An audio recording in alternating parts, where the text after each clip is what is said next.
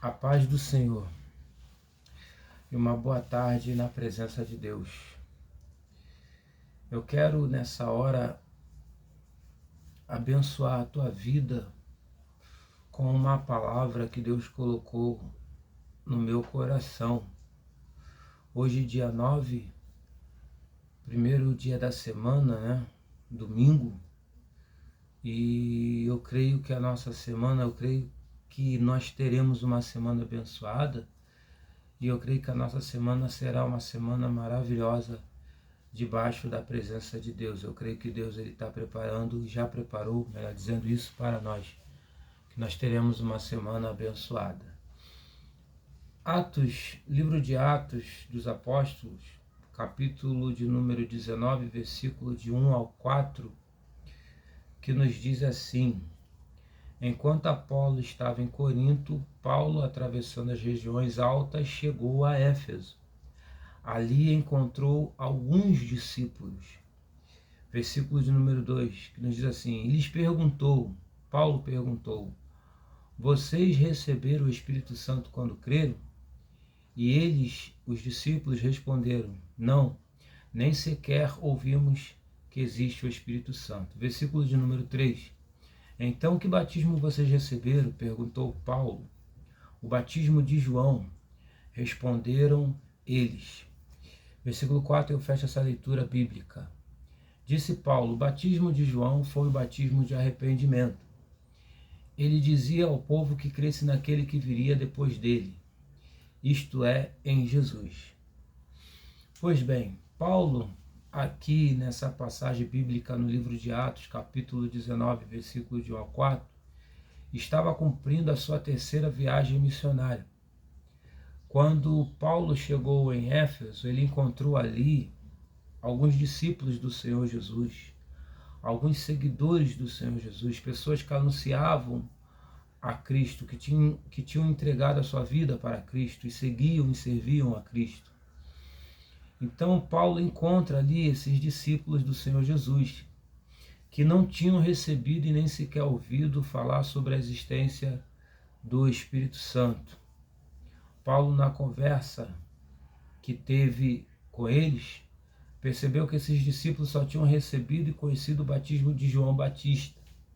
Então Paulo aproveitou a oportunidade e ensinou a eles que o batismo de João, Paulo aproveitou a oportunidade e ensinou para aqueles discípulos que o batismo de João foi um batismo para arrependimento, também conhecido como batismo nas águas, onde uma vez que o ser humano é imergido, mergulhado ou afundado nas águas.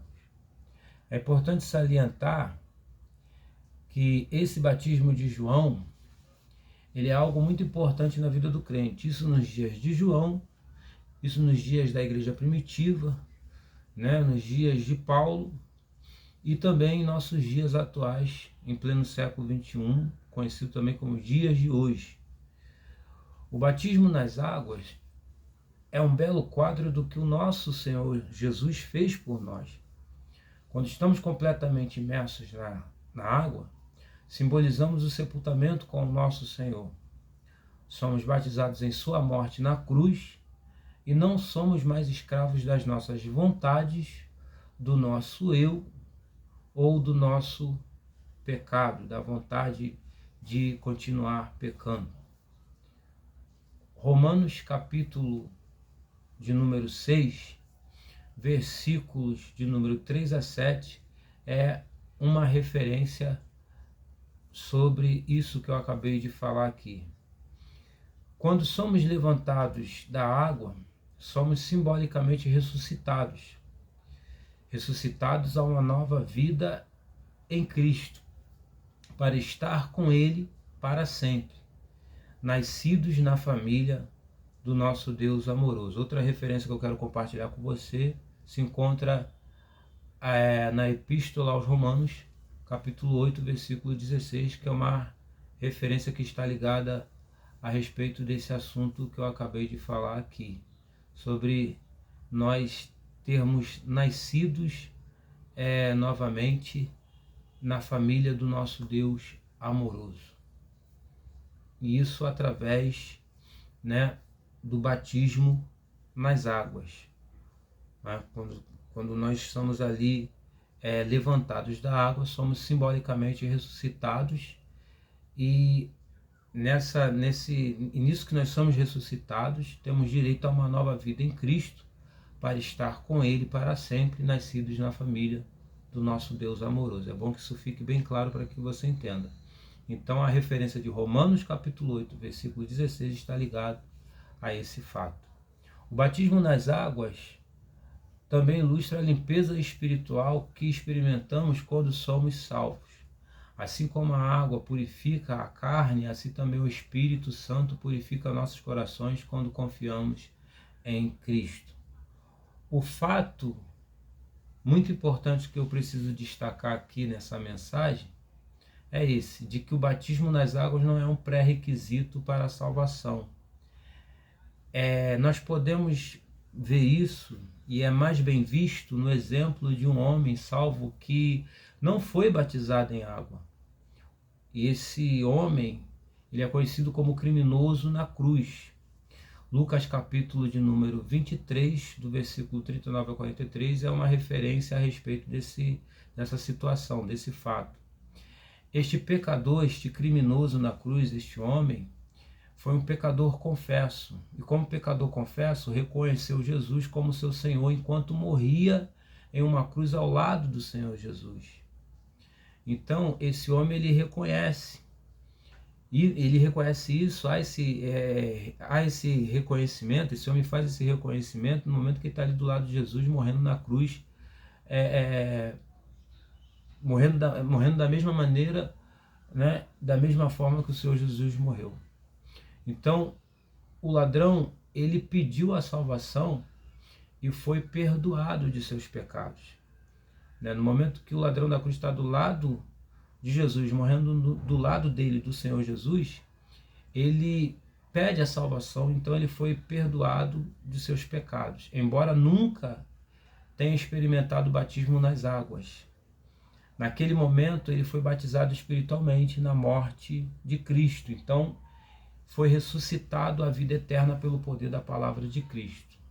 Hebreus capítulo de número 1, versículo 3, depois você lê com calma essa referência também. Os cristãos devem ser batizados por obediência e amor ao nosso Senhor Jesus. Isso está bem explícito em João capítulo 14, versículo 15, quando Jesus fala que se nós amamos a Ele, nós guardamos o mandamento. E quando Jesus fala ali no Santo Evangelho segundo escreveu João, no capítulo 14, versículo 15, que quem ama Ele guarda os mandamentos, a prática do guardar o mandamento está em nós praticarmos aquilo que nós recebemos como ensinamento através da palavra de Deus, né? E isso se dá na pessoa de Cristo, que foi os ensinamentos que Jesus deixou nos evangelhos.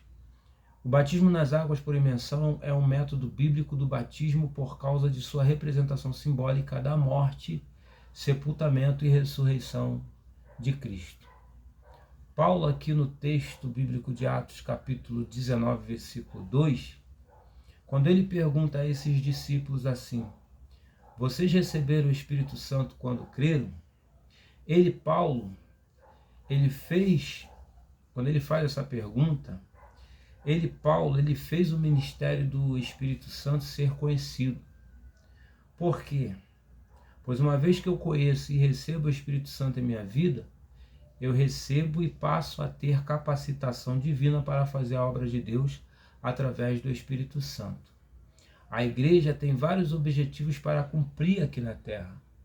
São eles: falar sobre um Deus que é Criador, soberano e poderoso, falar sobre Jesus que veio para salvar a humanidade pecadora, e por último, quero destacar que temos que falar sobre o Espírito Santo, ou sobre o ministério do Espírito Santo, que veio para nos capacitar, se relacionar conosco, nos guiar em toda a verdade, para que não falemos nada de nós mesmos.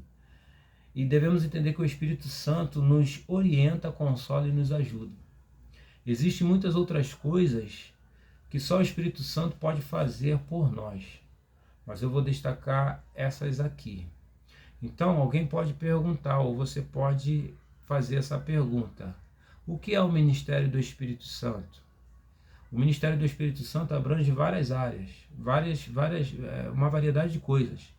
Mas eu quero aqui destacar algumas ações que fazem parte do ministério do Espírito Santo. Qual? É o Espírito Santo que capacita. É o Espírito Santo que nos ajuda a nós nos relacionarmos com Ele, com o Espírito Santo propriamente, e com Deus, com o Senhor Jesus, para fazer que seja mantida essa relação, essa comunhão, esse relacionamento. O Espírito Santo nos guia em toda a verdade para que eu e você, nós não falemos nada de nós mesmos. O Espírito Santo orienta, consola. O Espírito Santo auxilia, ajuda, socorre. E existem muitas outras coisas que só o Espírito Santo pode fazer. Por mim, por você, por nós.